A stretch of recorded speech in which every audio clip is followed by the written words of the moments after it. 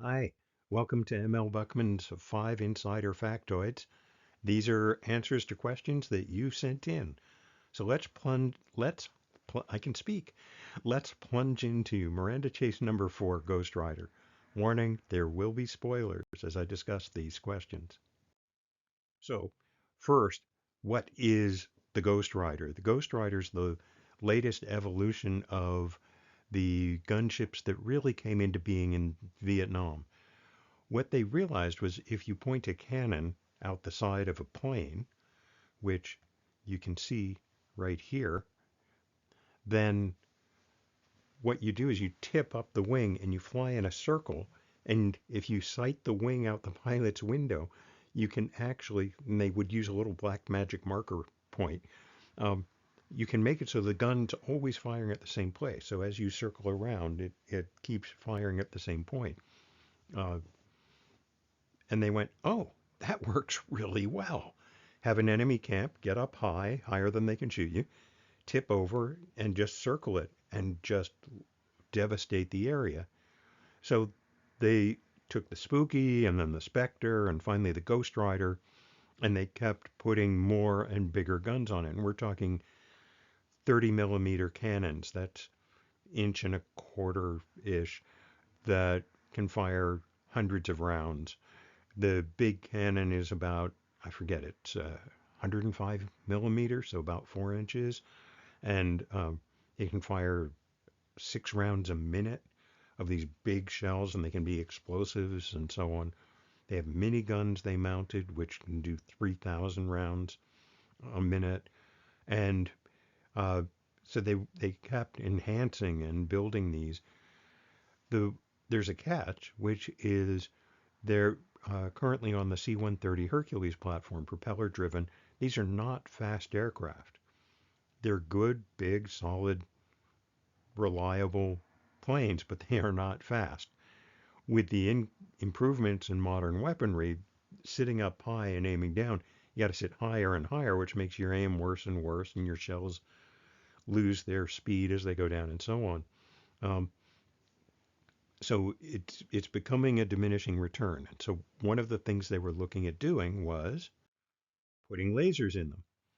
And this first started as you can see this odd nose on the 747. It's the YAL 11 was the name of this one-time machine. And they most of the body was taken up by the laser, and then it was guided by that mirror at the front that could turn and rotate and aim and send the final beam in various directions. And I don't think this was ever used in battle, but it was used in testing. Uh, it got to the point where they could fit the laser into the Ghostrider, and they actually equipped several that way, but they just recently canceled that. And so they said, no, we're not going to fit it into any of them. And I've seen reports of them being released. So what's going on there? And it's a little like the hypersonics.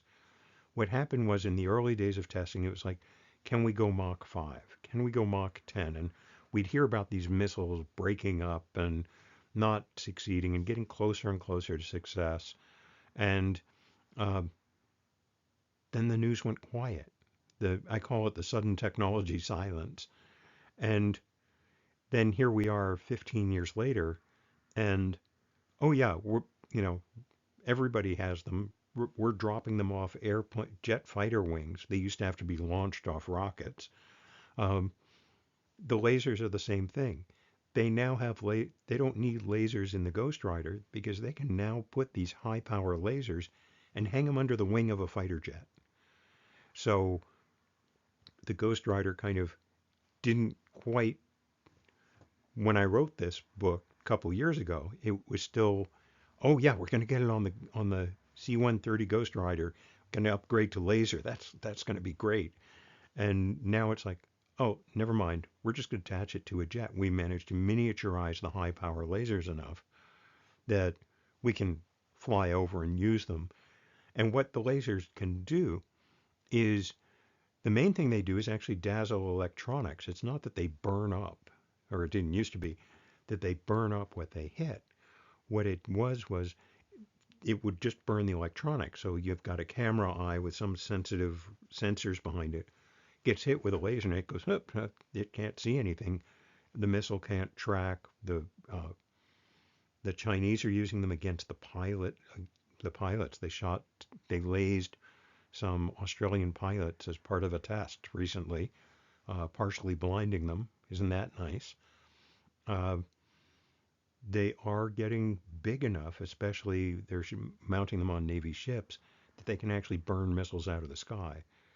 And the point is they can do it very fast because they're very high power. So they don't have to sit there as long trying to burn a single missile. They can burn, and they're literally burning. They're not just blinding. Um, so they can redirect very quickly, much faster than any kind of a gun that has to aim, fire, shift, aim, fire.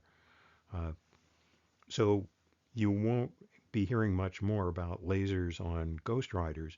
So I'm glad I wrote this book in the niche when they were actually happening. Mike and Jeremy, they're they're kind of oddly elusive characters. And so here I was out at the fourth book, and I still didn't know who Mike was, right? He's Mr. Slick, he's Mr. Con Man, he's always always got the right thing to say to the right people. And um, I wanted to kind of pin him down, and that's why I ended up isolating Mike and Jeremy because I figured two guys are going to have more communication than Mike around a pretty holly. He's always going to have his walls and everything up and in place.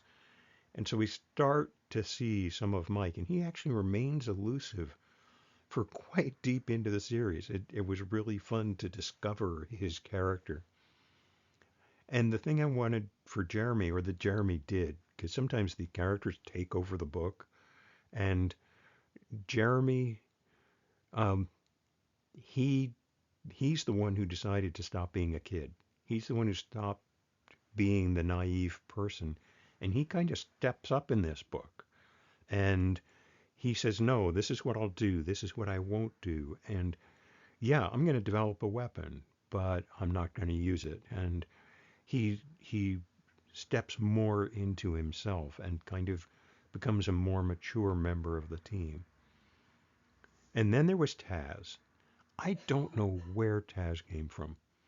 She showed up sitting next to the general out on the Catalina Pier in one of those early scenes, and this little Latina gourmand who is tough as nails and has a ugly background and is absolutely dedicated to her commander under any circumstances. And she just popped up and said, "Here's who I am." And so all this exploration I'm doing of Mike and Jeremy, trying to figure out who they are and what they're like, Taz is Taz. And she just walked in. So I had a problem, which I'll talk about later in another video, but I killed her at the end because I kind of didn't have a choice. If she got rescued, it would sort of break the story and that happy, solid ending that you get. But my fans threw a revolt and said, "Hold it! You killed Taz! What's going on here?" So it took a couple books, but you'll see how I eventually resolved that. The war on drugs, which is kind of the center MacGuffin, if you will. It's the geopolitical mess that's behind what the team is doing and the technology is doing and the relationships are doing and all that. Um, there, I tried to make sense of this thing, and it's been going on for decades or more. It's been labeled the war on drugs for 30 or 40 years. There are 100 different policies, and there are different ways and different things, none of which have worked, of course. But I kind of broke down to there are three main tactics. The first one is kill the source. So they used to, and they still do some, but they used to really go after the cacao fields. And they'd go out trying to level the fields and defoliate them. Uh, an interesting connection over to the Firehawk series is their based on a group called Evergreen Aviation. So my concept for Mount Hood Aviation was to take Evergreen Aviation, and I'll talk more about this in the Firehawk series, um, and turn it into these firefighters because they had a firefighting arm. They also had a 747 that is the biggest air tanker for fighting forest fires. And somebody looked at me one day when we were talking about this and they said, "What do you think it's doing when there are no forest fire seasons? It's in Colombia." And I don't even remember who mentioned that, but it was like, oh, of course they are. They're spreading defoliant. They're finding the big fields of the cocaine producing plant and coming in and spraying defoliant out of these 747s. And I saw a commercial for Evergreen Aviation before it went bankrupt.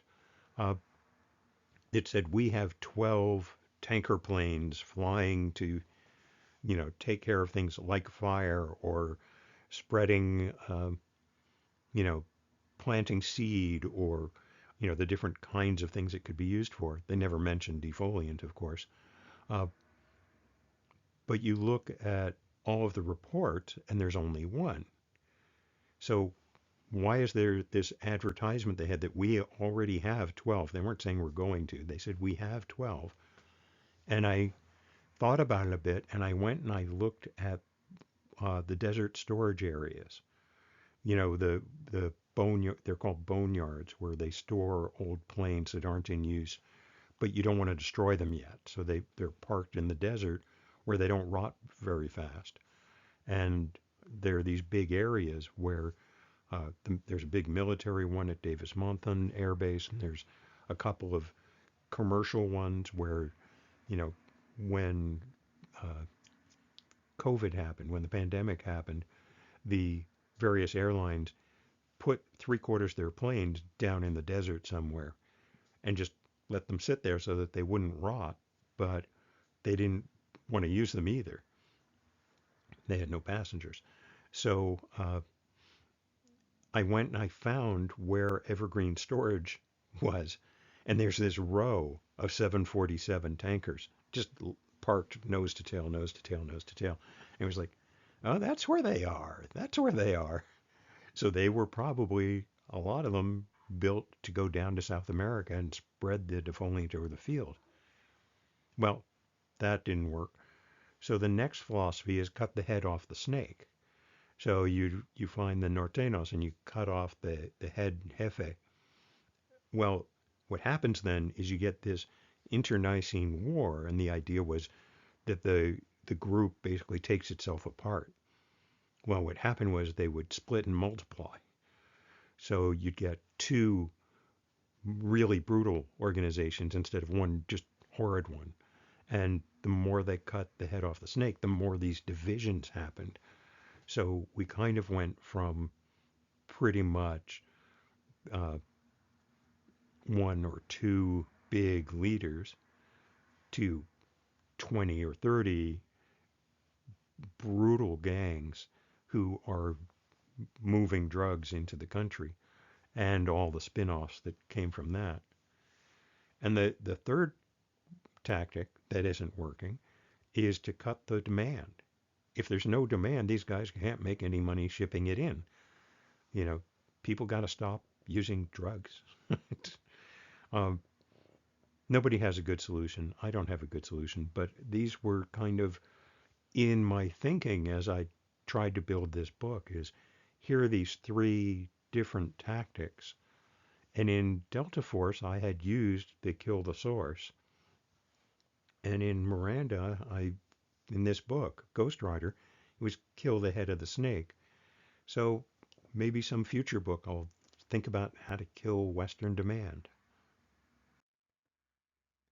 Now, Miranda, one of the things I talked about in one of the very first videos in this series was that there is an underlying structure for me as the author in this series.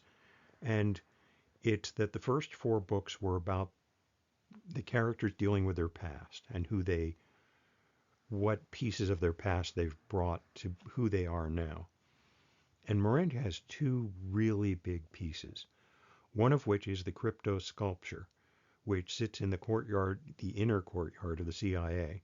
And that's the one on the left. And it has the 4 encoded panels, of which they've only decoded 3 that we know of. And there's a rumor that if you decode number 4, it will actually give you one more puzzle to decode that all 4 together make yet another cryptographic puzzle. And it's been there for decades, and they haven't solved the last panel yet. And the one on the right is actually the remains of TWA 800, which sat until very recently sat in an NTSB training hangar from 1996 until 2023, where they take new people and they train them by walking them through how they reconstructed this whole section of the jet, this 80-foot section of the jet, diagnosed what had happened, and have made our planes so much safer today after this one blew up off Long Island due to a fault in how the fuel was handled and the air conditioning unit and a couple of other things. So this is Miranda's past dealing with these things, and it was really lovely to take the final scenes with Miranda and Clarissa at Kryptos, and then Miranda with the memory of her parents on the TWA 800. And I love these two images together because it's the puzzle that's Miranda and the puzzle that's the plane, and her putting these pieces of herself together in some form she can live with. Anyway, that's the 5 questions answered. Please visit my website at mlbuchman.com. Bonus stories, recipes from the books, maps, all kinds of good stuff. Thanks so much for watching.